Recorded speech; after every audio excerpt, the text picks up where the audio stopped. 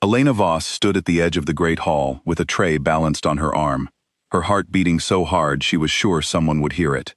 She had been in the Blackthorn compound for exactly 6 hours, wearing the plain gray dress of a kitchen servant, and already she felt like every eye in the room could see straight through her disguise. She was not a servant, she was not even from this pack. She was the daughter of a small, weak family that had the terrible luck of living too close to the border of Ashgrove territory, and 3 weeks ago, Ashgrove soldiers had taken her younger brother Milo in the middle of the night. They had given her a choice: kill the Alpha King of Blackthorn, the pack that stood between Ashgrove and total control of the Northern Territories, or watch her brother die slowly, one finger at a time, sent to her in small wooden boxes as proof. There had been no real choice at all. So here she was, holding a tray of wine, waiting for the signal that the king's personal cup had been set aside long enough for her to slip in the vial hidden in her sleeve. The poison was called nightroot, refined and mixed with wolfsbane oil, strong enough to kill an ordinary man in minutes, and strong enough, the Ashgrove alchemist had promised her, to weaken even an alpha's healing long enough to finish the job. She had never wanted to hurt anyone in her life. She had grown up gentle, the kind of girl who cried when farm animals were slaughtered, who nursed injured birds back to health in shoeboxes. Now she was about to become a killer, and she told herself, over and over, that it was the only way to save the one person she had left in the world. King Ronan sat at the head of the long table, and Elena made the mistake of looking at him directly for the first time. She had expected a monster. Every story she had heard about the Blackthorn Alpha painted him as cold, ruthless, a man who had clawed his way to power and crushed anyone who stood against him. What she saw instead was a tired-looking man in his 30s, broad-shouldered and serious, listening to one of his advisors with quiet patience, nodding occasionally, his dark eyes calm. Then those eyes lifted and found hers across the room. Elena froze. It was only a second, maybe 2, but it felt like standing in front of an open flame. Something moved behind his gaze, something that was not quite human, gold flickering at the edges of his irises like a candle catching wind. His wolf. She had heard that an alpha's wolf was always close to the surface, always aware, but she had not expected to feel it looking at her, separate from the man, curious and intent. She looked away first, pretending to adjust the tray, and forced her hands to stop shaking. It took another hour before her chance came. A server nearby stumbled, wine spilled across a table, and in the small chaos that followed, Elena was waved forward to bring a fresh cup to the king's table. Her fingers found the vial in her sleeve. She told herself it would be quick. She told herself Milo's face, and did not let herself think about anything else. She poured the wine, she tipped the vial, she set the cup before him with a hand that only trembled a little, and stepped back into the shadows near the wall, waiting. For a moment, nothing happened. Ronan lifted the cup, spoke to the man beside him, and drank. Then he stopped. His shoulders went rigid. The cup slipped from his fingers and shattered against the stone floor, wine spreading like a dark stain. A low sound came from his chest, not quite a growl, not quite a groan, and the temperature in the room seemed to drop as every wolf present turned toward their king in alarm. Ronan's eyes found her again, instantly, unerringly, as if some part of him had known exactly where she stood the whole time. Gold flooded his irises completely now, no longer a flicker but a full transformation, and Elena understood with a terrible sinking certainty that his wolf had scented the poison, and worse, had scented her. Guards moved before she could take a single step. Hands seized her arms, forced her to her knees. Someone was shouting for a healer. Someone else was shouting her description, that she was the new kitchen girl, that she must have done it. She did not resist. There was nowhere to run, and some small, exhausted part of her almost welcomed the end of pretending. She expected Ronan to order her execution with his next breath. Instead, through gritted teeth, fighting something twisting inside him, he raised one hand. "Wait," he said, his voice rough, strained, but carrying easily over the noise. "Don't touch her." The guards hesitated, confused. One of them, an older man with a scar across his jaw, said, "My king, she poisoned you." "I know what she did." Ronan's jaw was tight, sweat beading at his temples, as whatever was in his blood fought against him. I said, "Don't touch her." He collapsed into his chair rather than fell, one hand braced on the table, breathing hard through the pain. His wolf, Elena would later understand, was already working beneath his skin, burning through his blood at a speed that should have been impossible, fighting the poison with a ferocity that had nothing to do with mercy and everything to do with refusing to lose what it had just found. The healers came. Elena was held in place at the edge of the hall, no longer restrained, but not free either, watching as they worked over the king, checking his pulse, his eyes, muttering about nightroot and wolfsbane, and how fortunate it was that an alpha's body could sometimes fight what would kill a lesser wolf. It took 3 days for the poison to fully leave his system, 3 days during which Elena was not thrown into a cell, as she expected, but kept in a small room near the healer's quarters, guarded but not mistreated, fed proper meals, given clean clothes. She did not understand it. She lay awake each night waiting for the door to open, and for someone to finally do what should have been done immediately. Instead, on the 4th morning, the door opened, and Ronan himself stood there.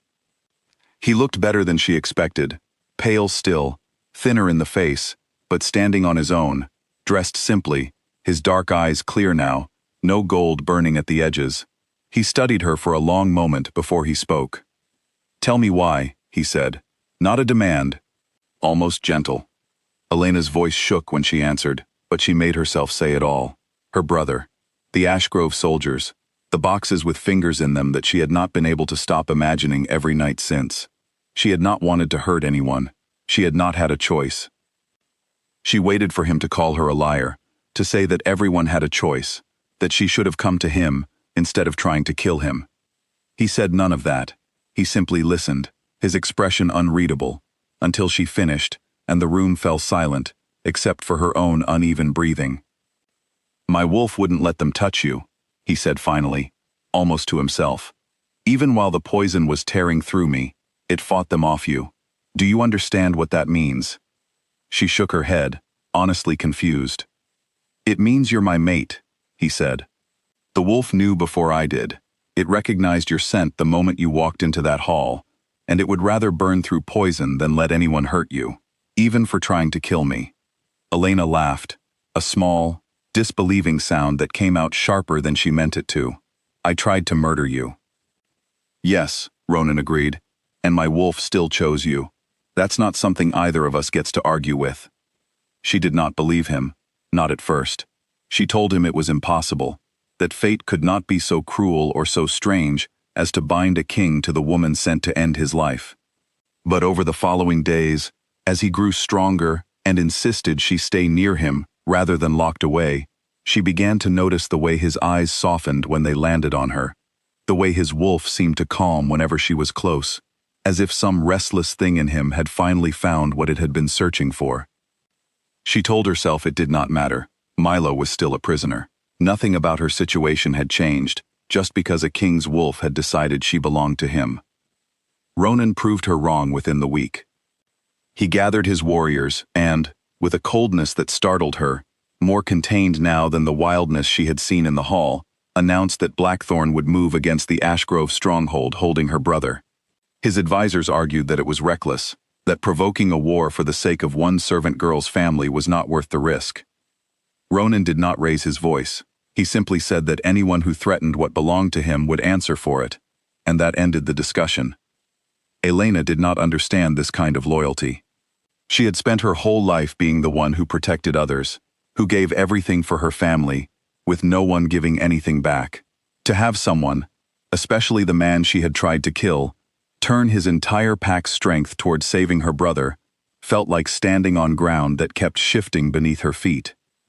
She asked him once, the night before his warriors left, why he was doing this. He looked at her for a long moment, the firelight catching the gold that sometimes still flickered in his eyes when his wolf pressed close to the surface.